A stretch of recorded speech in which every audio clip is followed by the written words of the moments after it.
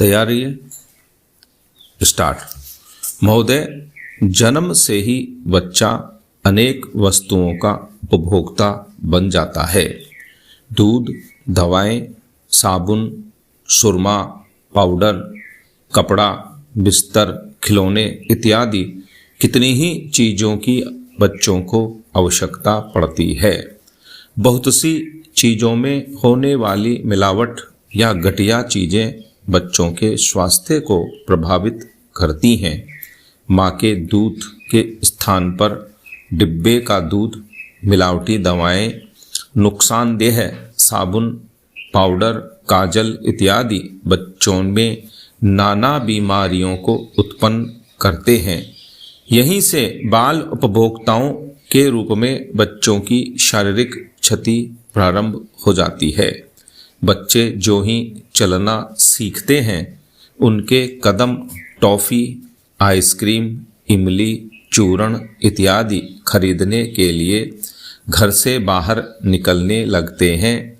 ये बाल उपभोक्ता अपने भले बुरे का ज्ञान नहीं रखते हैं, इसीलिए ये बच्चे एक और मिलावट युक्त खाद्य पदार्थ खाकर बीमारियों से ग्रसित हो जाते हैं, तो दूसरी ओर पैसे की बर्बादी करते हैं। स्वभाव से बच्चे जिद्दी होते हैं। वे जिस चीज़ को देखते हैं उसी को खरीदने की मांग करने लगते हैं। कोई भी फेरी वाला, ठेले वाला घर के आगे से गुजरते ही वे उस वस्तु को खरीदने की जिद करने लगते हैं, भले ही वह वस्तु उनके मतलब की हो या नहीं। फेरी वाले भी बच्चों का मनोविज्ञान जानते हैं। जिस घर में उन्हें बच्चों की उपस्थिति का आभास होता है, उसके आसपास देर तक खड़े होकर आवाज़ लगाते रहते हैं। बिक्री के संकेत के रूप में घंटी आदि बजाते रहते हैं। इन आवाज़ों को सुनकर बच्चे सहज ही घर के बाहर आकर वस्तु खरीदने की जिद स्वजनों से करने लगते हैं।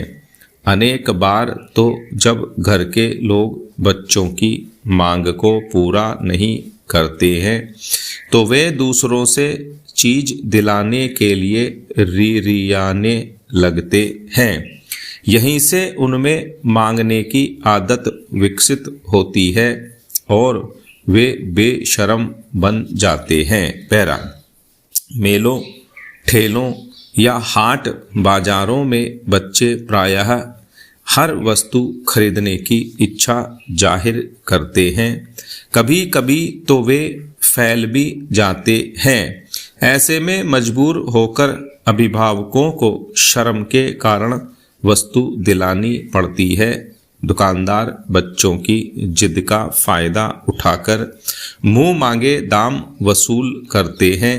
मेलों में बच्चे प्रायः एक खिलौना लेने के बाद दूसरे खिलौने की और दूसरे के बाद तीसरे खिलौने की मांग करने लगते हैं। बच्चों की ऐसी हरकत पर माँ बाप को गुस्सा भी बहुत आता है, पर वे विवश होते हैं। बाजार में हंसी भी नहीं करा सकते, इसलिए जान कर भी ठगे जाते हैं।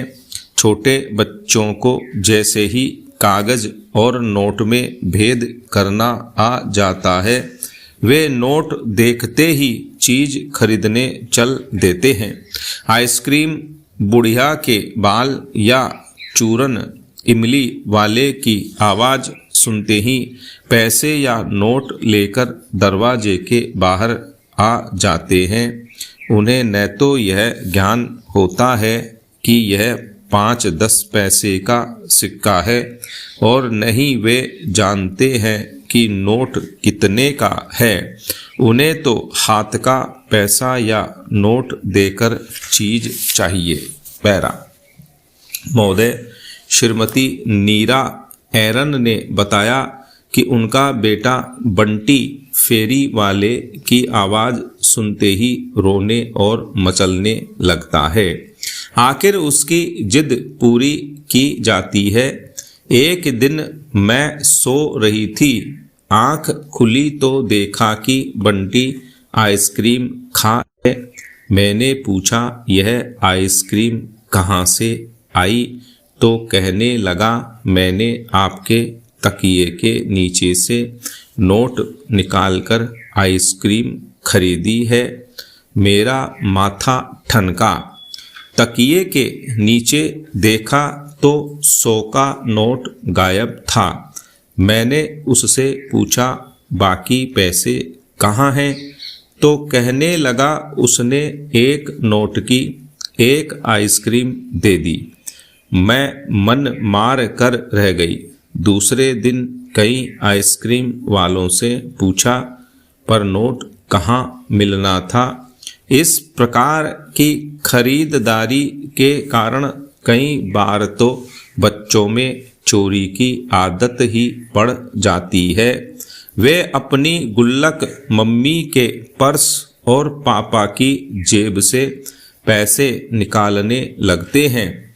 इस प्रकार के पैसों का अधिक महत्व नहीं समझने के कारण अधिक मूल्य देकर वे कम और घटिया वस्तु खरीद लेते हैं। स्कूल जाने वाले बाल उपभोक्ता स्कूल के वातावरण, परिवहन साधन तथा आधी छुट्टी के समय मिलने वाले खाद्य पदार्थों से प्रभावित होते हैं। स्कूल में पूरी फीस देने के बाद भी यदि बच्चों को हवा, प्रकाश, जन प्रसाधन और स्वच्छ वातावरण नहीं मिलता है तो वे स्वाभाविक ही शोषण के शिकार बन जाते हैं।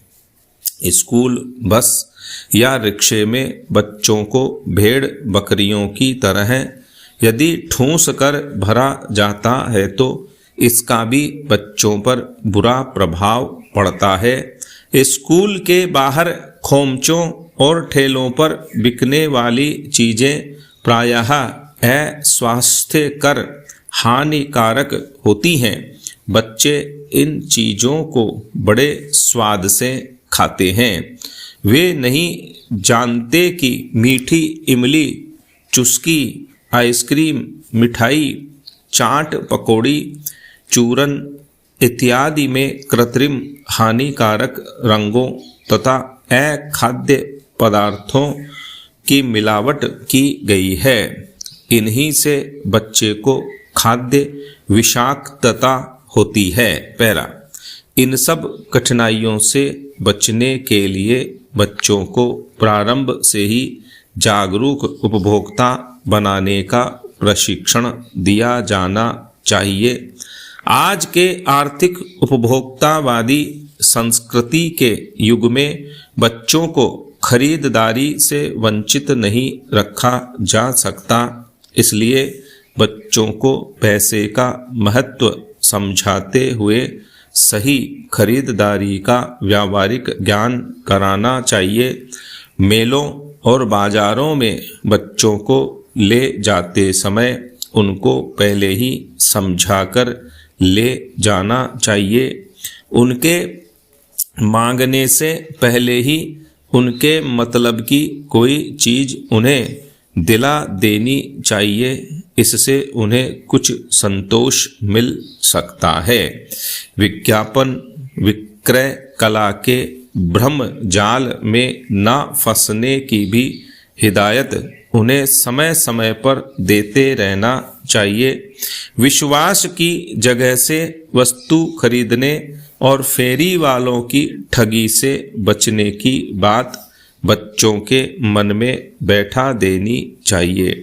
रुपए पैसे की पहचान के साथ साथ सही नाप तौल का ज्ञान भी बच्चों को कराना चाहिए। कुशल बाल उपभोक्ता ही भविष्य में अच्छे खरीदार सिद्ध हो सकते हैं। स्टॉप।